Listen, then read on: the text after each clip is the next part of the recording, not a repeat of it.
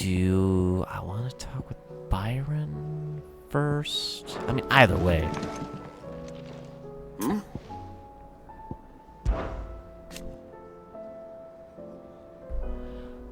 You're set on this plan of yours, then? I am. You never were one to shy away from the fight. Some might say it runs in the family. Ha, your father would be proud. Thank you, Uncle. Thank you, Uncle. I know he'll be with us up there. As for down here... you may take comfort in the knowledge that the realm will be in my capable hands until your return. Ha ha ha ha. Indeed. Okay. Clive, my boy! Rutherford informs me that we owe you our thanks. Hadn't intended for you to get involved, but such are the times we live in, huh? I would have done the same for anyone else. You're far too modest, Clive. You'd make a terrible nobleman. But tell me, is the realm truly in as dire a state as Rutherford suggests? From what little I saw, you were right to be worried. I suppose I should have expected the worst. But I was rather hoping the great and good of the realm might have things a little more under control. Alas, it seems that firm leadership is in short supply these days, and without it, the people are bound to lose their way. We must move quickly. But where do we start? True, the challenges that face us are many. But in my estimation, there are two key areas to be addressed before any other. The realm's armies and her larders. As you've seen firsthand, it's every man and woman for themselves out there. Certain cities have banded together to try and maintain some semblance of order, yes, but such cases are few and far between. And yet, the only remedy for the chaos that faces us is unity. A unity that transcends even the borders laid down by our ancestors. In short, if Storm does not stand together, she will fall apart. But how would one even begin to unite the realm? The armies, my boy. As I told you already, we begin by restoring order among the ranks of those sworn to maintain it. Sadly, I doubt I could convince even the lowliest gaggle of privates to dig a latrine together. But I do know someone the High Commanders have been known to listen to on occasion.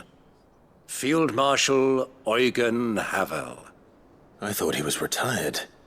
He was, until an Akashic army tore through Randalar and killed most of the rank and file. There is no man alive more capable. Literally. And as luck would have it, I've already spoken with him on the matter. Of course you have. And he's agreed to help. On one condition. That he first speaks with you personally. Havel has always been a man of frustratingly rigid principle, and he has certain qualms about clasping arms with, well, with an outlaw. I extolled your many virtues as best I could, of course, but the old goat was adamant that he be allowed to appraise you in person. You don't mind, do you, my boy? Of course not. As long as chaos reigns, we will never build a better world. I'll do whatever it takes. And if the Field Marshal wishes to speak with me in person, then so be it. That's the spirit. I'll leave for Randalar at once. Would you send a Stolas? Of course. Rutherford is already in the Dalmekian capital. I'll have him tell Havel to expect you forthwith. Excellent. Thank you, Uncle. No. Thank you, Clive. Alright, Three's Company. We have the case of Randalar. Where is Randalar?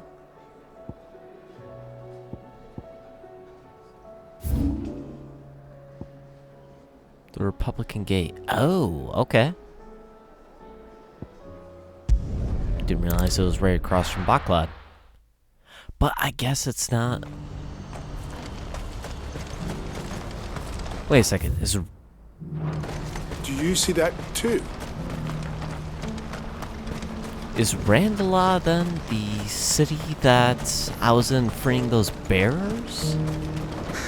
When Clive was... Is it? Oh, please. Just make it stop. I'm scared. First taking Sid's name, or using Sid's name, I should say. Or does the time skip, I believe?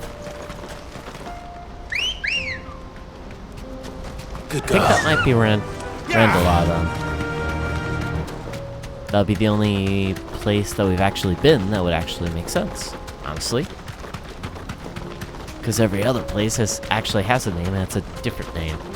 Man, Torgal is a fast dog to actually keep up with Ambrosia.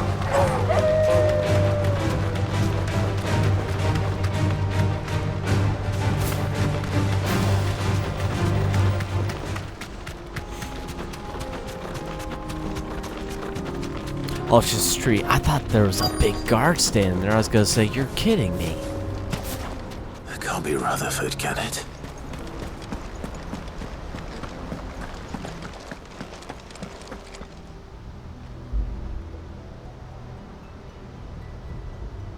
Turncoats and cowards, the lot of you! If it's a fight you want, it's a fight you shall have! Allow me.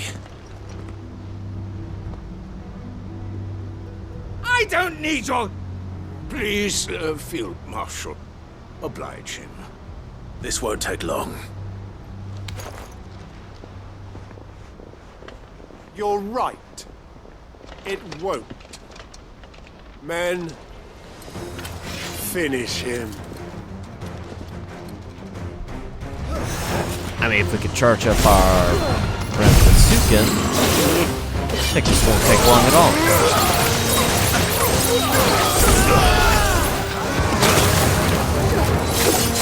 So I should be able to just charge it up and take them all out. One would think.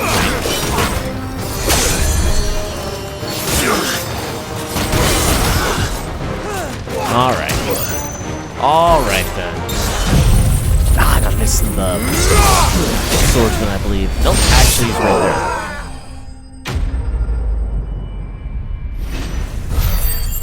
there. Dang, did Torgal take out the other ones?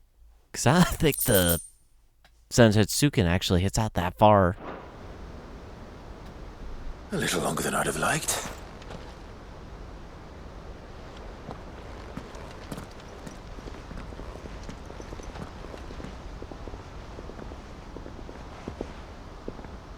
Field Marshal Havel, I presume. Are either of you injured? No, my lord. You arrived just as our escort turned on us. Fucking traitors. I'd heard reports of soldiers in the outlying regions abandoning the oaths they swore. But I hadn't thought the corruption had reached so close to the heart of the Republic. It's a fucking disgrace. Your interfering old bastard of an uncle tried to warn me, of course. My lord Marquis. Or is Sid the Outlaw more to your liking? Call me what you want. It doesn't change who I am, or the urgency of the message I bring. My uncle has a plan to right the realm, and he needs your help to see it through. Before I agree to anything, I'd have you answer one question. What do you stand to gain from all this? I won't deny that I might benefit from further chaos. But I seek a new beginning for all of us. And while the choices I've made may not always have been the right ones, I know I made them for the right reasons. For so long, so many of us have been told how we could live, how we could die, when it should have been our decision all along. Now we have a chance to put things right. But in order to take it, we must stand together, even if it be beside those with whom we don't see eye to eye.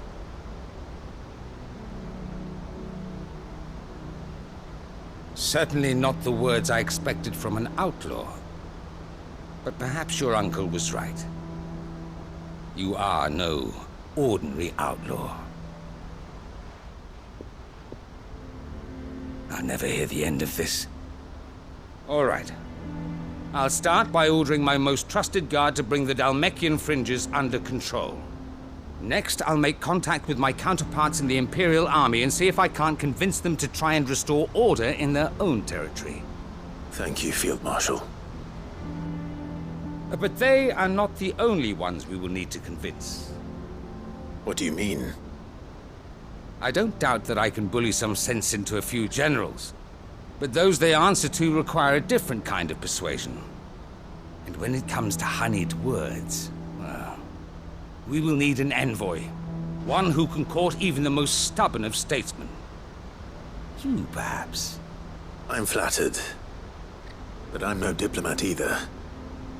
And I have other problems to attend to. What we need is a skilled arbitrator.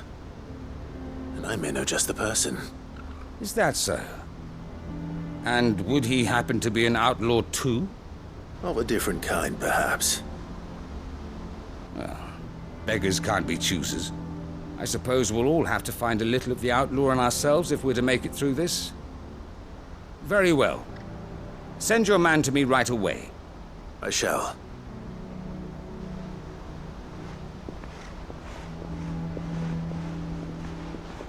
My Lord Marquis. Your Lord Uncle bade me escort the Field Marshal to his manor in Port Isolde. And I will see that my associate joins you there. Very good, my lord.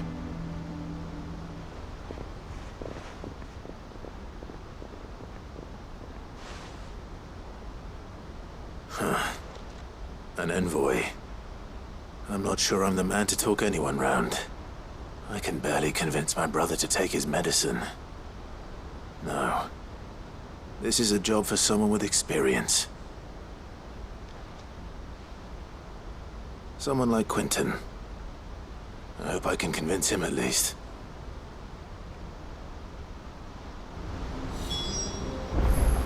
Oh, I didn't even think about Quentin. Yeah, that's a very good point. He's actually pretty wise and influential. I thought we were literally taking someone from the hideaway itself.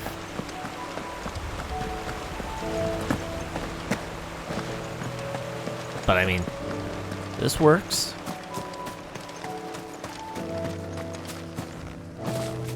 Oh, I didn't realize it'll just let you run right through these. Okay, I thought you had to constantly go around them.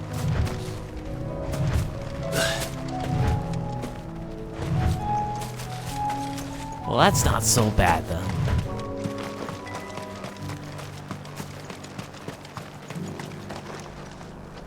Quentin, I have a proposal for you.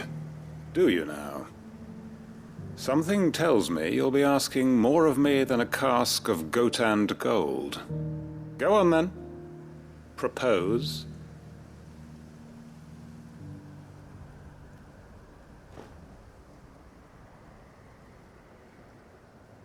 You'd have me convince the chiefs and chamberlains of the realm that they should simply swallow their pride and do the one thing that has proved impossible for thousands of years. Was there anything else? Perhaps I can fetch you a meat pie as well. I know it's a lot to ask, but I can think of none better suited to the role. And you'd have me give up what little I have left to do it. I told you, Clive. The people of Lostwing are my family, and I cannot abandon them. You'll have to find someone else. I'm sorry to hear that.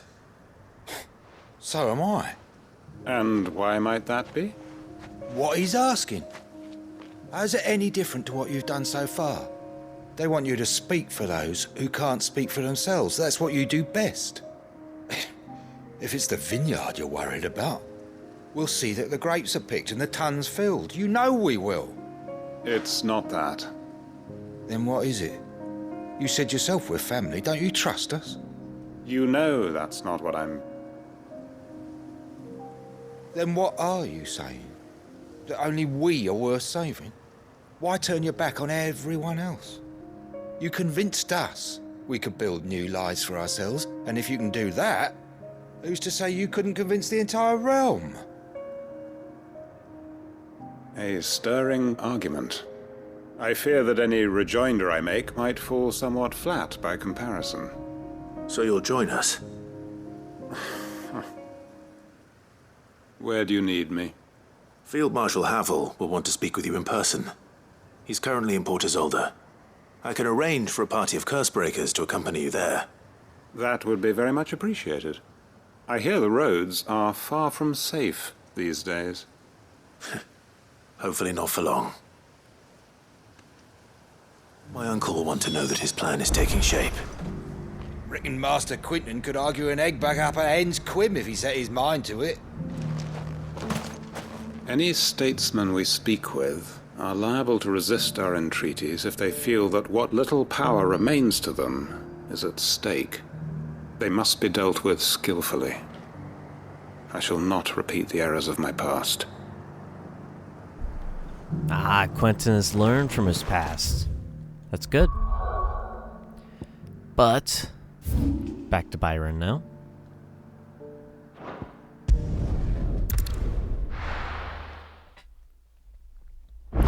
And that might be enough. Oh, he's right here now. Okay. Uncle, I bring good news. The Field Marshal has agreed to your plan. Ha! Of course he has. I didn't doubt you for a moment, dear boy. Rutherford is accompanying him back to your manor in Port Isolde as we speak. They will await your return there.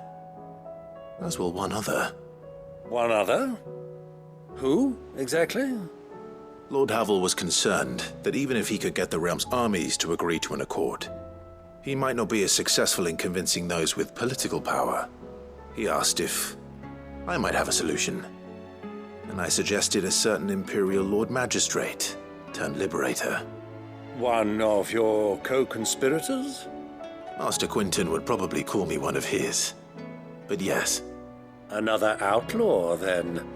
Just the thing we need to put these rotten politicos in their places. Good thinking, Clive. I'm glad you approve. The more the merrier, eh? Uncle, assuming Havel and Quinton can solve our problem with the armies, you still haven't mentioned how we might manage the grain shortages. Oh, don't you worry, my boy. The 7 high houses will be seeing to that. They have all agreed to make the most generous of donations.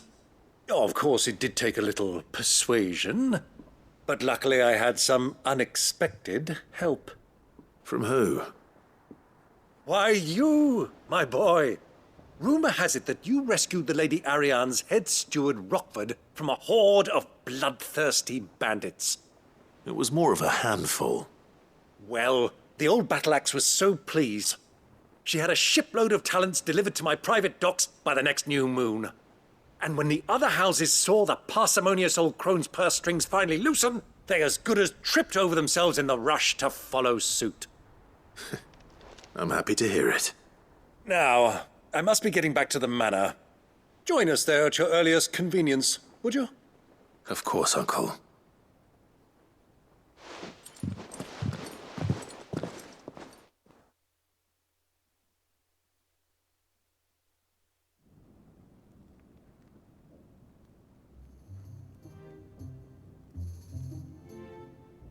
And how, pray tell, will we get that grain to the capital if the roads are still overrun with Akashic?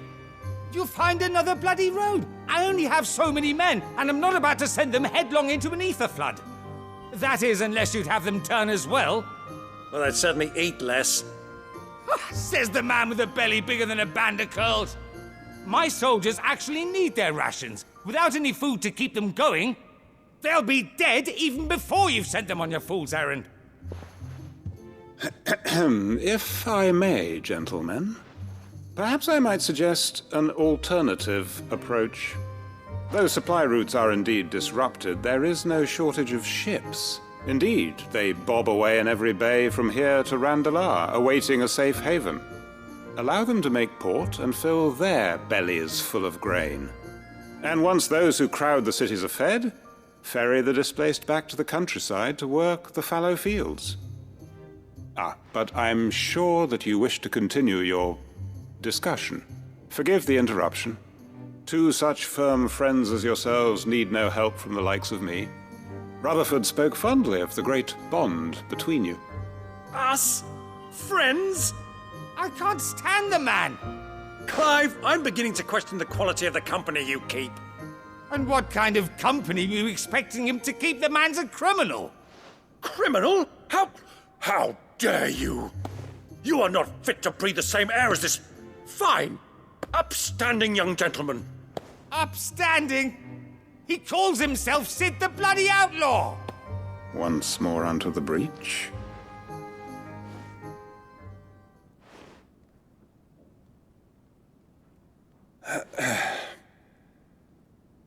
Shall we begin again? What we seek here is not to create a new nation, nor to claim the thrones of those that already exist. We wish simply to bring stability to the realm that mankind might weather the current storm. And to do that, we must convince those in power, the generals, the statesmen, the nobles, that our cause is just.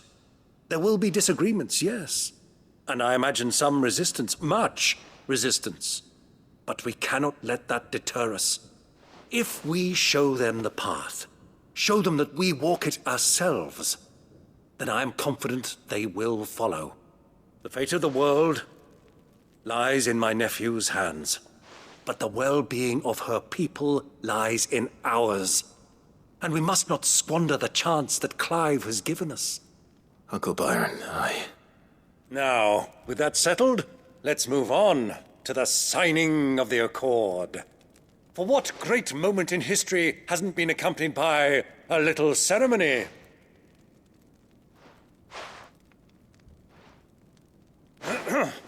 Citizens of Valisthea, I present to you the Triunity. Rutherford, Mike Will.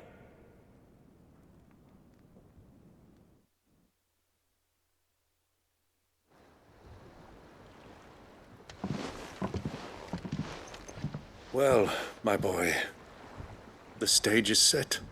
That it is. This is the role you were born for. Now I ask only that you trust in the talents of your supporting cast. We shall play our parts to the best of our abilities, that you might have the opportunity to shine. The realm needs its Sir Crandall, and there is no better Crandall than you, Clive. I want you to keep this signed accord as proof of our faith in you. I will. Thank you, Uncle.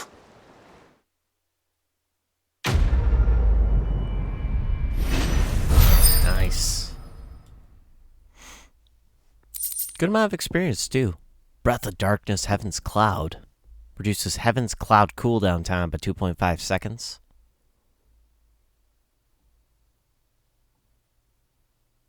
Dark Ether, Heaven's Cloud. That doesn't sound familiar to me. Signed by representatives from Rosaria, Dalmekia, and Sandbreck, this mutual accord sets the stage for a new age in Storm, if not officially, then at least in spirit.